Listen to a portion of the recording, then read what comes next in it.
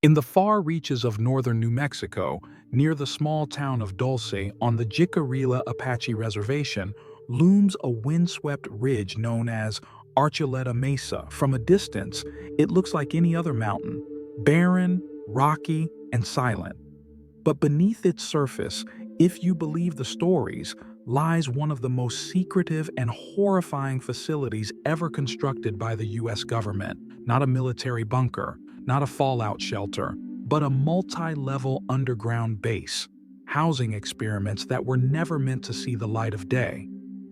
It all started with rumors in the 1970s, strange lights over the mesa, helicopters with no markings, livestock mutilations with surgical precision, and low rumbling noises from underground. Locals whispered of men in black, asking questions, of trucks arriving late at night and disappearing into the hills. But the public wouldn't hear about Dulce until 1995, when a man named Phil Schneider took the stage at a small conference in Denver and made a claim that would shock the world. Schneider said he had worked as a government geological engineer, contracted to help with underground base construction using nuclear tunnel boring machines. According to him, the government was creating massive subterranean cities beneath the United States, connected by high-speed magnetic trains, and Dulce Base was one of them. Dulce, he said, wasn't just a base. It was a nightmare. In a trembling voice, he described descending into an unfinished lower level, level 7, only to come face to face with something he was never supposed to see. Beings, not human, tall, gray, intelligent, and waiting. What followed, according to Phil, was a shootout, a real battle between U.S. Special Forces and non-human entities living deep within the earth. Dozens of soldiers were killed. Phil barely survived, his chest and hand burned open by what he called a plasma weapon. And that was just the beginning. Phil Schneider's appearance in Denver wasn't his first attempt to speak out, but it was certainly his boldest. Standing before a small but captivated crowd of conspiracy researchers, UFO enthusiasts, and former government employees, he pulled up the sleeve of his left arm. Several of his fingers were missing, and his forearm bore deep, uneven scars. Burns, he claimed, from the plasma blast that nearly killed him during the Dulce firefight. But what disturbed his audience even more than his wounds was the conviction in his voice. Phil wasn't trying to convince anyone. He was simply telling what he saw and what it had cost him. "My father worked on the Philadelphia experiment," he told the crowd. "I've spent my life around secrets, but what I saw in Dulce was evil." According to Schneider, the Dulce facility was a joint operation between the U.S. military and non-human entities. He claimed it extended at least 7 levels underground, and while the top levels were filled with human scientists and advanced labs, the lower levels were something else entirely. Level 6, nicknamed Nightmare Hall, was said to house genetic laboratories. Level 7 was reserved for storage, but not of materials. Phil said he personally witnessed tanks filled with humanoid bodies, some of them part human, part animal. Others looked extraterrestrial, like creatures pulled straight out of a science fiction film. Some were still alive, suspended in fluid. Others were not. They were growing them, he said, merging DNA, experimenting on people, even on children. After he began to share his story publicly, Phil claimed he was constantly being followed, his phone tapped, his apartment broken into, and his friends warned to stay away. But he kept speaking. He felt he had to. And that decision, he would later say, had a cost far higher than he imagined. By early 1996, Phil Schneider had become a rising figure in the world of deep state whistleblowers. He spoke at multiple small conferences, wrote to political officials, and even shared alleged government documents to back up his claims about underground bases, alien technology, and the secret shadow war beneath our feet. He never asked for money. He never sold a book. He said he was only doing it because too many good men died in those tunnels, and that Americans deserve to know the truth. But not everyone wanted that truth out. Phil often mentioned that his life was in danger. In fact, during one of his last interviews, he stated on record, "If I'm ever found dead and they say I committed suicide, you'll know I was murdered." Just a few months later, on January 17, 1996, Phil Schneider was found dead in his apartment. The official cause of death? Suicide. By strangulation with a rubber catheter tube, tied in a perfect surgical knot. He had been dead for several days, no sign of forced entry, no blood, no chaos. But there were things that didn't add up. His apartment had been rummaged through, and key documents he kept in a locked briefcase were missing. Friends said he had recently mailed them sealed packages of sensitive materials that never arrived. His medical condition made it almost impossible for him to exert the strength necessary to kill himself in the way it was reported. The coroner initially ruled the death as undetermined, but within a week, the report was updated to suicide. Phil's family and close friends never accepted the ruling. To this day, no investigation was ever opened, but the timing was chilling. Because shortly before his death, Phil had started speaking publicly about something new, something deeper than Dulce, involving a network of interconnected bases, ancient technologies, and a coming event he only referred to as the separation. Whatever that meant, he took it to his grave. After Phil Schneider's suspicious death, something unexpected began to happen. Packages began surfacing. Sealed envelopes postmarked weeks before his passing. They had been sent to a handful of researchers, journalists, and UFO investigators. Each one contained photocopies of documents, sketches, diagrams, and in one case, a coded map. Together, they formed a rough blueprint of what Phil claimed was America's underground world. A web of 129 deep underground military bases, DUMBs, stretching across the country, all connected by a magneto-levitation transit system capable of moving silently at Mach 2. But what shocked recipients most were his notes about Dulce Base specifically. He claimed that Level 6, nicknamed Nightmare Hall, was not just a lab but a containment facility. It was said to house not only hybrid creatures, but also conscious entities, some ancient, some non-human, all extremely dangerous. His diagrams showed biometric locks, multi-species access zones, and even containment chambers marked with radioactive symbols. One chilling phrase appeared more than once in his handwritten notes: "Psychotronic resonance fields must be maintained." What did that mean? Investigators struggled to verify the files. The handwriting was clearly Phil's, and some of the technical terms matched military engineering standards. But without access to the base, or a living witness, it remained impossible to prove. That is, until a second name entered the story. A man calling himself Thomas Costello, a former security officer at Dulce, came forward in a private interview recorded in the late 1990s. His claims? Even more disturbing. He said that the shootout Phil described had actually occurred in 1979 during what was referred to internally as a containment breach. Multiple scientists and guards were killed after attempting to stop the release of a bioengineered entity from Level 7. And that wasn't the first time. "We were told it was a weapons program," Costello said, "but it was more like a zoo or a prison." Shortly after this recording, Thomas Costello disappeared. No records, no trail, no digital footprint, almost as if he had never existed. As the whispers surrounding Dulce Base intensified, one chilling tale began surfacing across conspiracy forums and declassified whispers, a tale never formally acknowledged but always spoken of in hushed, fearful tones by insiders. It was known only as the Lost Patrol. The story goes that sometime in the early 1980s, After the events described by Phil Schneider and Thomas Costello, a covert team of elite military operatives was sent deep into Dulce's lower levels. Their mission? To neutralize a threat. What that threat was remains classified. Officially, the patrol didn't exist.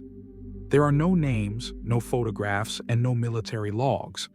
But unofficially, multiple sources over the years have mentioned a 13-man unit, drawn from Delta Force and Navy SEALs, who entered Level 7 through an isolated shaft beneath the mesa and never came back. According to a retired intelligence analyst who spoke off-record in 2004, the unit had been equipped with advanced thermal weaponry and radiation shielding, tools used only in the most extreme, off-the-books operations. They were told the threat was non-human, mobile, and cognitively advanced. The last communication from the team came just 47 minutes after insertion, a single transmission. "We're not alone down here." Then, silence. When a second response team was assembled 12 hours later, they were denied access. Higher command issued a full blackout. No recovery mission, no further contact. The event was buried deeper than any tunnel. But here's where the story takes an even stranger turn. In the years that followed, families of the alleged operatives began receiving anonymous monthly deposits into their bank accounts, large sums with no sender. When they asked questions, they were told only, "Your son died in service to national security. Do not inquire further." One widow, who later spoke under a pseudonym, said she found a sealed envelope among her husband's belongings just weeks before the account deposits began. Inside was a single note, written in his handwriting. "If anything happens to me, it wasn't a war, it was a mistake. We went too deep." Years after the disappearance of the Lost Patrol, the Dulce Base faded once again into the haze of conspiracy. Spoken of only in fringe circles, denied by every official channel, and feared by anyone who had seen even a glimpse of the truth. But not everyone stayed silent. In 2013, a former geophysicist working under a defense contractor, going by the pseudonym EK, came forward with a strange confession. While analyzing seismic data near Archuleta Mesa, he and his team recorded what he called non-terrestrial frequency signatures deep beneath the rock. "It wasn't a quake," he explained. "It wasn't drilling. It was rhythmic, like a machine, but breathing." Using deep penetration ground radar, the team observed geometric voids, symmetrical chambers, far deeper than any civilian drilling could have achieved. When they submitted their report to the Department of Energy, their access was revoked within 48 hours, and a new team, government-appointed, took over the site. One technician went missing shortly afterward. The rest never spoke again. Then, in 2016, a private satellite imaging company analyzing terrain shifts in the Four Corners region spotted something curious: a rectangular sinkhole formation on the southern side of Archuleta Mesa. It was nearly identical to the one seen decades earlier in the Phil Schneider diagrams. Before they could release the images publicly, the satellite was deorbited due to system failure. The company's website? Taken offline. Their social accounts? Wiped. Their founder? Died in a car accident 3 days later. It was clear to those paying attention, something or someone was making sure Dulce remained buried. And yet, whispers continued to escape. Stories of strange sounds coming from the mesa at night, of wildlife avoiding the area entirely, of disoriented hikers who returned from the ridge saying they'd lost time, hours gone with no explanation. One man reportedly emerged from the woods with bleeding ears, mumbling, "They're still in there, still watching, still hungry." By 2018, theories about Dulce Base had evolved beyond secret labs and black ops. A new narrative began to emerge, one that predated the US government, the Cold War, and even the town of Dulce itself. According to ancient oral legends passed down by the Apache and Ute tribes, Archuleta Mesa was a forbidden mountain. They called it a place where the ground breathed and warned that to dig too deep beneath it was to disturb something that should remain asleep. These stories speak of a hollow place filled with voices, where sky gods came down and took people beneath the earth only to return them different. In one retelling, the earth opened up and swallowed an entire hunting party.